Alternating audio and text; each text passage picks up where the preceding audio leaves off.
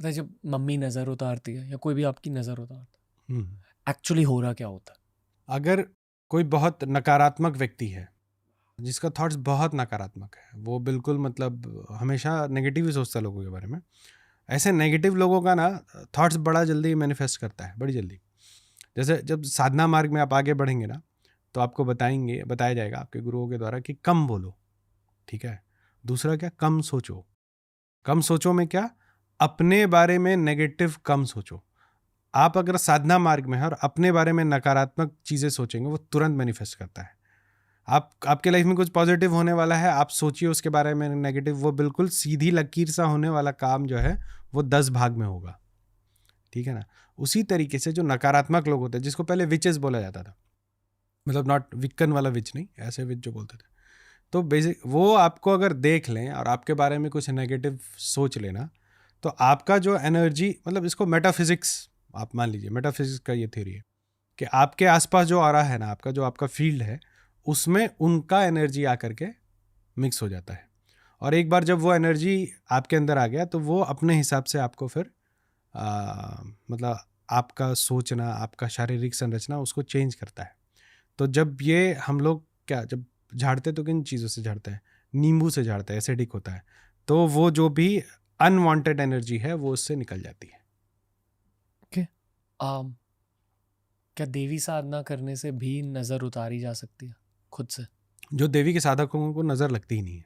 यही पूछ क्यों, हाँ। एक कवच फॉर्म होता है हाँ, किसी भी देवी की साधना, किसी भी देवी की साधना से, भैरव की साधना। बिल्कुल किसी भी देवता की आप साधना कर लें, अगर आप देवता की साधना अच्छे से कर रहे हैं ना, तो वो देवता आपके साथ रहते हैं। साधक को बाहरी अटैक से ज़्यादा ना खुद के अटैक से बचना चाहिए, ठीक है। एक साधक के साथ क्या होता है ना कि जीवन में जब सब बहुत अच्छा चलने लगता है ना, तब वो सोचना शुरू करता है कि ये चीज़ें अच्छी चल रही है, और ये चीज़ें हो जाए ना, तो हमारे जीवन में ये खराबी हो सकती है, ना हो तो भला। लेकिन जैसे ही उस साधक ने अपने बारे में उन चीज़ों को मैनिफेस्ट किया ना, वो स्लाइटेस्ट फॉर्म में भी आपके लाइफ में लौटती है। तो एक साधक को बहुत, मतलब ये बिल्कुल होता है हर साधक के साथ। आपने जो नेगेटिव थॉट्स कभी भी सोचा होगा ना, वो मैनिफेस्ट करेगा, पॉजिटिव भी मैनिफेस्ट करेगा। शायद ये एक ह्यूमन ट्रूथ भी है, पर साधना करने से आपके थॉट्स की मैनिफेस्टेशन एबिलिटी ज़्यादा हो जाती है। इसीलिए जैसे हवन करते हैं हमारे यहाँ, जो अघोर में हवन होता है, तो मुंह नहीं खोलना होता है, you can not talk. Even if you need something ना, आप इशारे में बोलते हो कि वो लाओ वो लाओ, you can not say a word.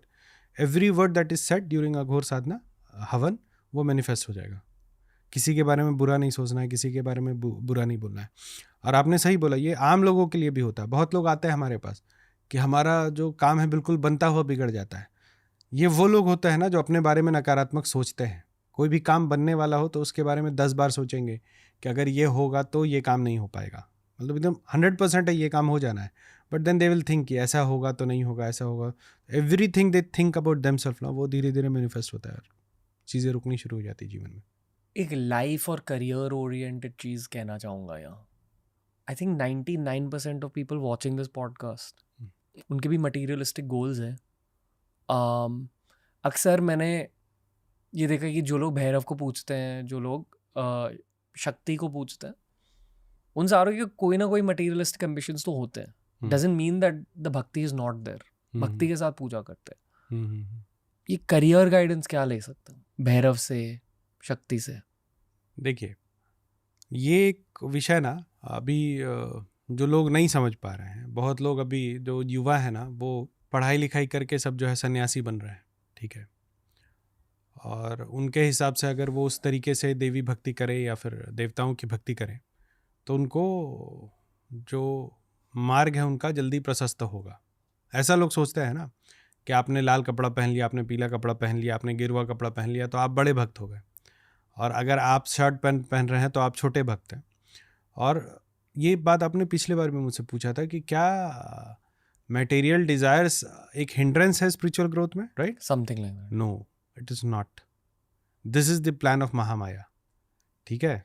हमारे यहाँ ऐसे संत हुए हैं जो कि बाल्यकाल से संत हैं, उनको बचपन में उनके माता पिता ने किसी आश्रम में जो है दे दिया, तो उनके लिए महामाया ने ये तय किया था कि वो संत ही रहें, या कोई बहुत अबोध स्थिति में जो है उसको लगा कि भगवत प्राप्ति करनी है, उसको महामाया ने तय करके भेजा है कि तुम जाओ, अब जो है तुम्हारा ये जो भी जीवन है इसमें तुमको देवताओं की प्राप्ति करनी है, तुम जो है इस जीवन से हट जाओ।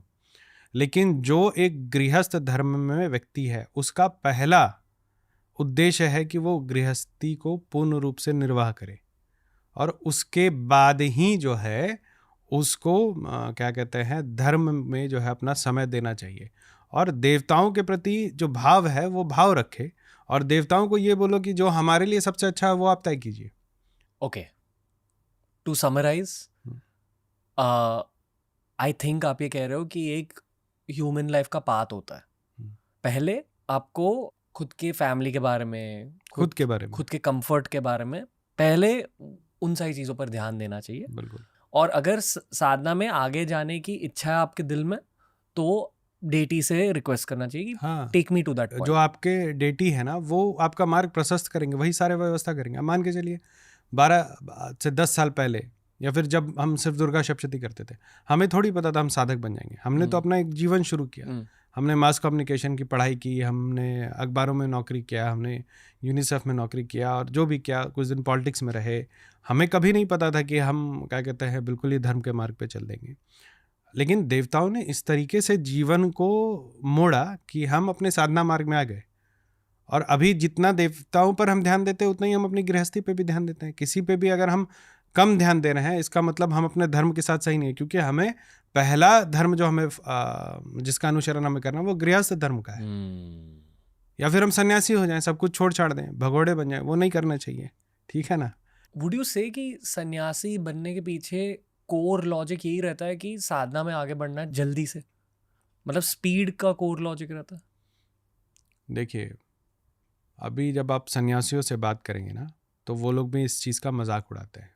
अब सन्यास बहुत ज़्यादा हो रहा है। सन्यासियों से अगर आप पूछेंगे ना कि इतने सन्यासी बढ़ रहे हैं, जो बालिकाले सन्यासी, वो आपको बताएंगे 4 तरह के सन्यासी होते हैं, ठीक है।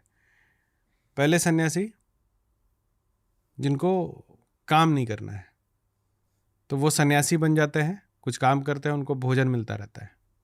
दूसरे सन्यासी जो गृहस्थ से पीड़ित हैं, वो बीवी से परेशान है या अपने घर वालों से परेशान है, वो सन्यास ले लेते हैं। तीसरे सन्यासी जो क्राइम करके भागे हुए हैं वो साधु बन जाते हैं ताकि पुलिस उनको पकड़ नहीं पाए। और एक बहुत छोटा तबका है सन्यास आश्रम का जो कि सच में बिल्कुल ही देवताओं को पाने के लिए सन्यास लेता है। ये एक बहुत छोटा तबका है जो मिलेगा नहीं।